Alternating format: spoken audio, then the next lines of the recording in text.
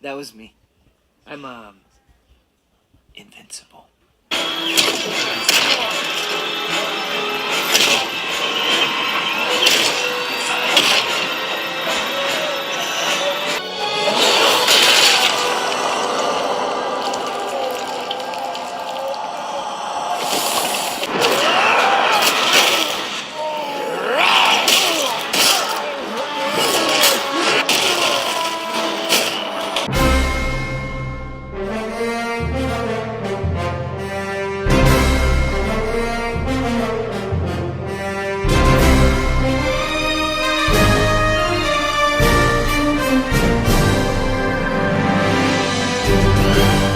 And welcome to my safe haven. I've been trying to do this review since like really Saturday, and every time I get ready to start doing it and start setting up my camera and things like that, I keep being distracted. Some of the distractions I cause myself. Maybe I'll like look at a YouTube video and then all of a sudden I'm on YouTube all day, or somebody sends me a news article and now all of a sudden I'm on the internet all day, or somebody calls me, or somebody sends me a text message, or I'm on TikTok or whatever the hell, or then my mother wants me to do something, or my brother wants me to do something, or I get hungry and decide to go eat and then I'm like, I don't feel like recording. So like, yeah. So in this instance, I guess I could kind of relate to Mark, always being distracted by something else, except I'm not off saving the world. So you think. But anyway, let's jump in it. As you can tell from the title of this episode, we will be talking spoilers for episode 6 of Invincible, called You Look Kinda Dead, I think. Or is it You Look Dead? It's something like that. Whatever. Wait, let me check.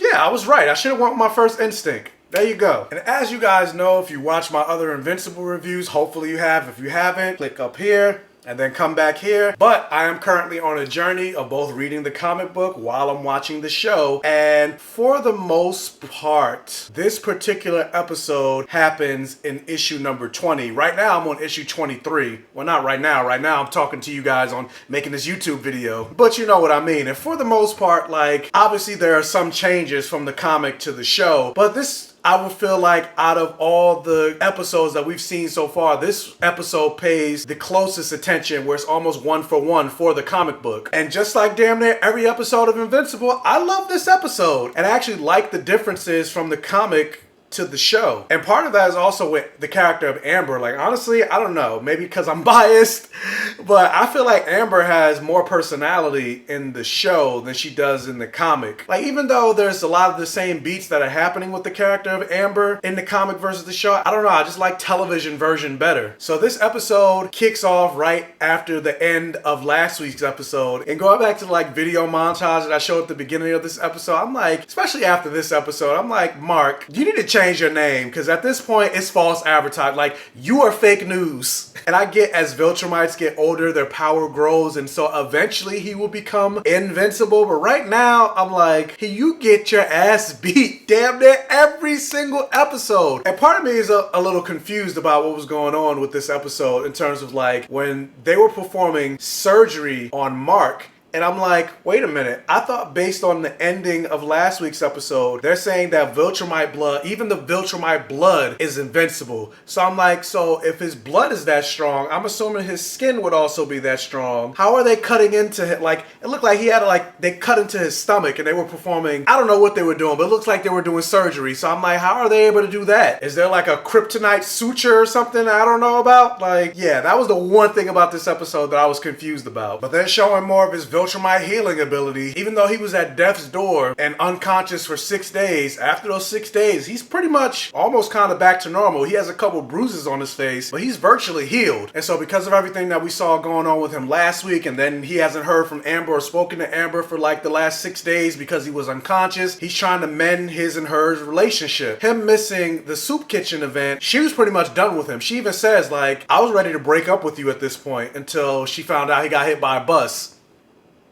But she ends up giving him one more chance. And one thing I'll say about this episode, even in this scene and throughout the episode in general, like I really like the music choices that they have, like the soundtrack that they have playing in this show, especially this episode. It was the first time that I really noticed it. So one of the big differences between the comic book and the television show is by this point in the comic, again, this episode takes place in issue 20 of the comic book. By this point in the comic, Mark, Amber, and William are already in college. They're already at Upstate University. And so the moment where they get attacked, they just got out of class. But in the show, they're still in high school. William is going to visit the campus as a place that he eventually wants to matriculate. And really, he's just going to hang out and be around this guy that he's obsessed with. Again, that's a difference because in the comic, William is not gay. And so to help mend his relationship with Amber, he asks William if Amber and he can tag along. Again, difference because they were all in college together. So they end up going to Upstate University. As soon as they meet the guy, I can't think of his name. I want to say Kyle, Kurt. That's probably not right. I don't remember his name. But as soon as I heard his name, I was like, is that Jonathan Groff? So I paused it. I don't know if you guys have the same thing, but usually when you pause on Amazon Prime, it tells you the voice actors that are in that scene. I was like, boom, yes, that is Jonathan Groff. I love Jonathan Groff. And that character is also in the comic, but again, he's not gay either. As a matter of fact, he doesn't like William. He thinks William's an asshole, but changes. And speaking of changes, like something about this episode, at first, I was starting to get a little bit annoyed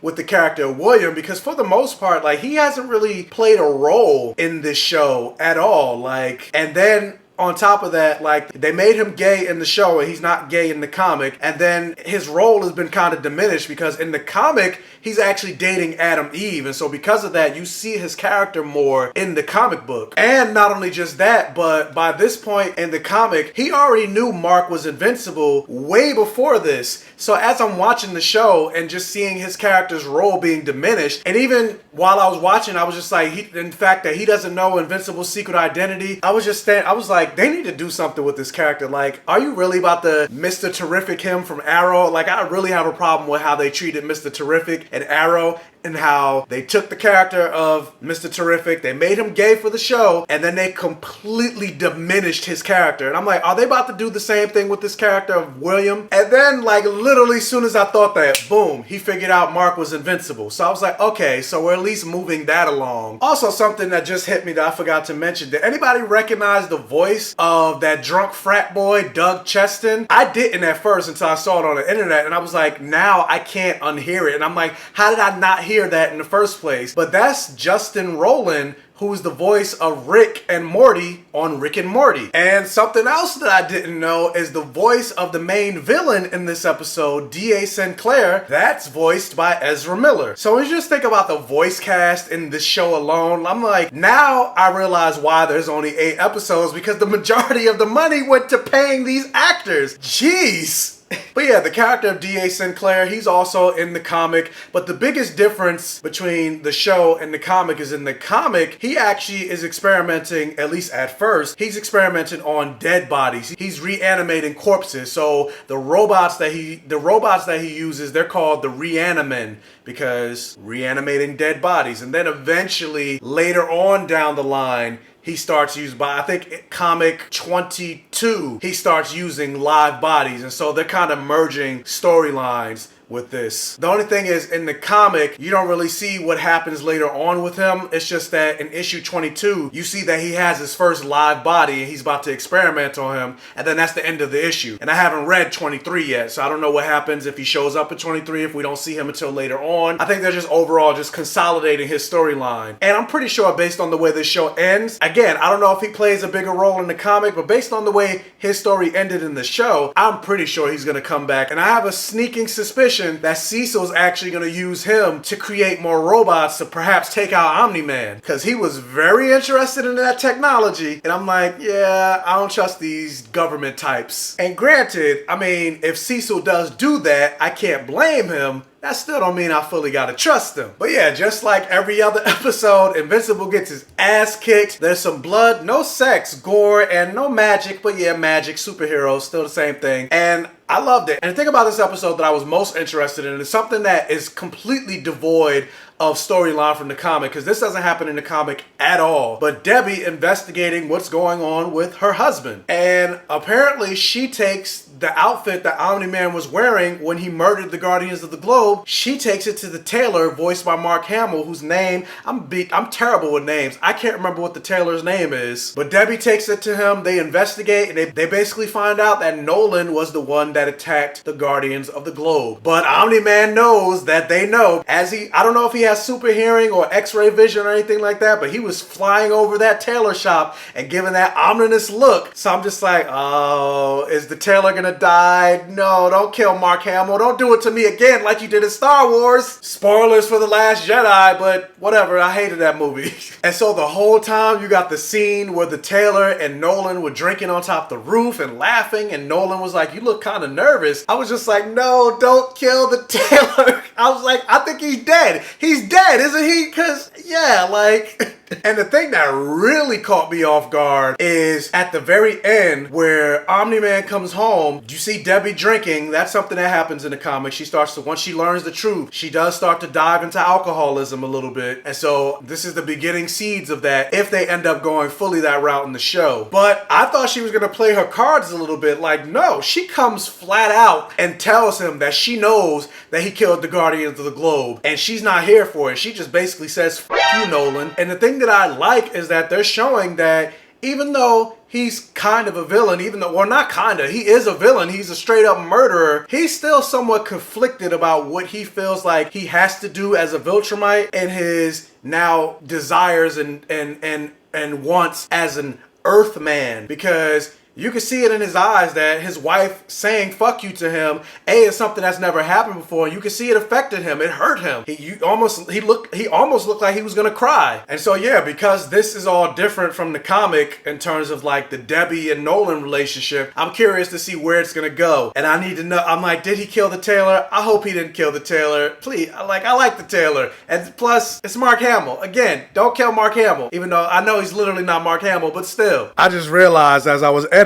I didn't mention the post-credit scene. So based on the ending, it's safe to assume the Marlowe twins are going to bring the Immortal back, right? I mean, that's his name, the Immortal. And of course, I can't say anything because I know some things regarding that character and what happens. But I am curious because even though I do know some things, again, they're doing things completely different from the show versus the comics. So even though I know that that character does come back, because obviously, again, it's not a spoiler because we saw the ending, but like, yeah, I still don't know how the dynamic is going to go between Omni-Man, the Immortal, his wife Debbie, and everything like that. But we are coming up to the season finale because it's only 8 episodes. But yeah, I'm excited to see what happens. But yeah, I was here for this episode. I really enjoyed this episode. I felt bad for William and what happened to his little boyfriend. And I'm curious to see what ends up happening because, I mean, he's still alive, the boyfriend. He's basically white cyborg. So at least they didn't fridge a gay character. So there's that. But just like with every episode so far, I would give this episode of Invincible a full-on blockbuster. But the question is, what did you guys think about this episode of Invincible? Did you like it? Did you hate it?